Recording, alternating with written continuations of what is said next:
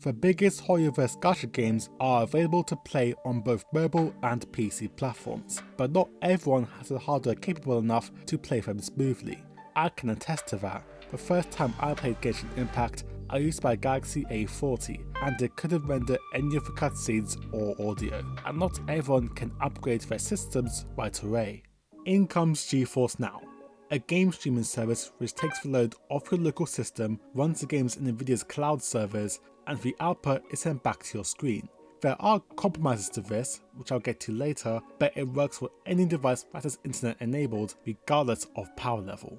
For this test, I chose the two games I already had an account for, Genshin Impact and Honkai Star Rail. As for the test system, I'm going to use my personal gaming and editing laptop. The specs of it will be on screen. I'm not doing any specific optimizing for this test though, so everything will be done using my relatively slow Wi-Fi, as I imagine not everyone has close to gigabit Wi-Fi or access to Ethernet. Worth noting is that Geforce Now has multiple tiers, up to a whopping £20 a month for the quote-unquote best experience. Today, I'll only be using the free tier of Geforce Now, which puts us at the bottom of the queue and comes with ads, but I wouldn't recommend paying for it. You'll see why. My first trial was with the gacha for the masses, Genshin Impact.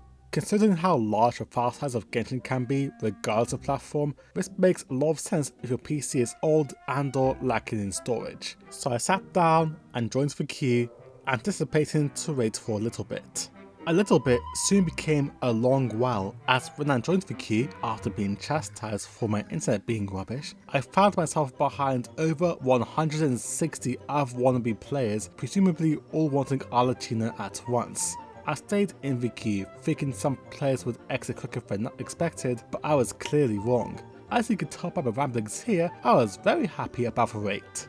It took me over 3 hours to get to the front of the queue. 3 hours. It was honestly a really painful experience. This seems to be Nvidia's way of pressuring you towards the more expensive tiers. Anyway, after a long while, I was finally able to get into the game. After logging into my Hoyoverse account, I was able to continue from where I was. Let's start with the quality. By default, the game was set to 1600 by 900 with a mixture of medium and low settings. Oh, and a ton of motion blur. I had to mosey around one side to test responsiveness, and honestly, I couldn't tell the difference. Mouse and keyboard both are responsive, so I wonder if much of that is due to the game being always online, so the input lag gets marked better. I then decided to change the resolution to 1080p and headed off into the overworld. Throughout my time wandering through the overworld, gliding, and fighting some low level enemies, the experience was fine. I could even cook without a problem. The main thing I noticed was how everything did feel a little compressed, particularly with regard to text, and I'll show in the next game some audio glitches. But I'm not sure how much that is down to Geforce Now, my shoddy connection, or both. Was it worth the 3-hour wait? No.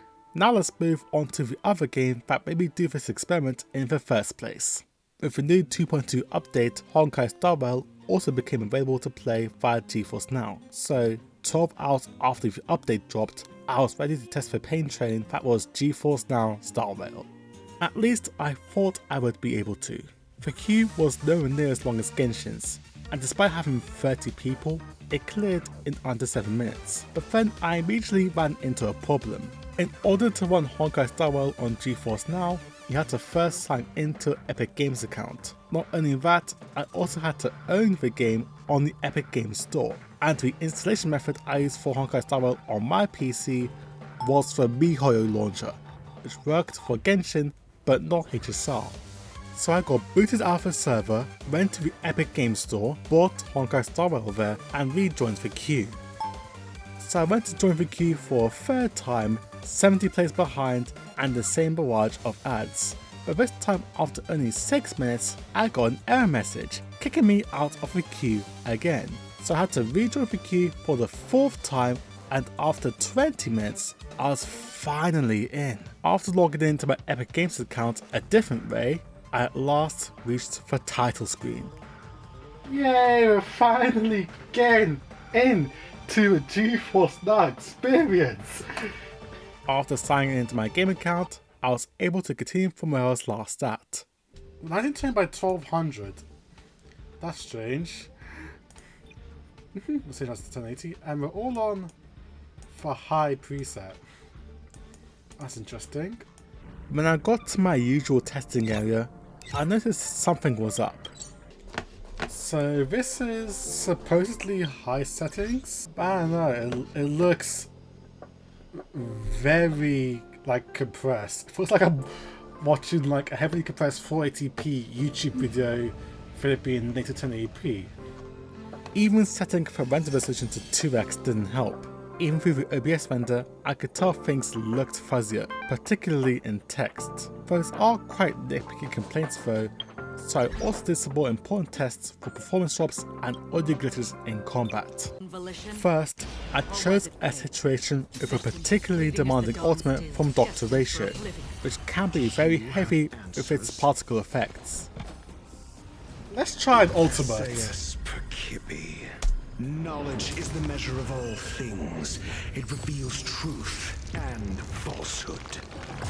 Surprisingly, I didn't notice any performance drops or audio glitches, which I found really impressive. So I decided to up the ante just a little bit and went back to Kokolia's Echo of War. In this occasion, there were quite a few more audio cutouts, usually intermittent, but even in cases like Acheron's ultimate, it was less common than I expected. Dusk's ring, it too shall fall. The biggest hurdle was, of course, Kokolia's signature attacks. The first time the attack landed, not only was there some notable audio glitches, but also some noticeable stutter. I will be the architect of a new world!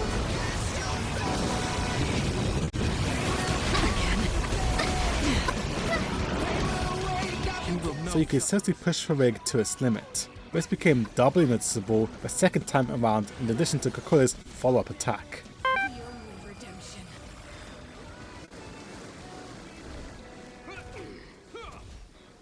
Now time to answer the ultimate question.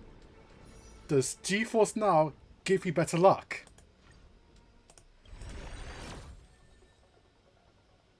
No, it doesn't. In the end, it didn't feel much different than playing natively. However, being required to have an Epic Games account is extremely inconvenient, and versus Genshin, the prospect of saving more storage on your PC isn't as strong here.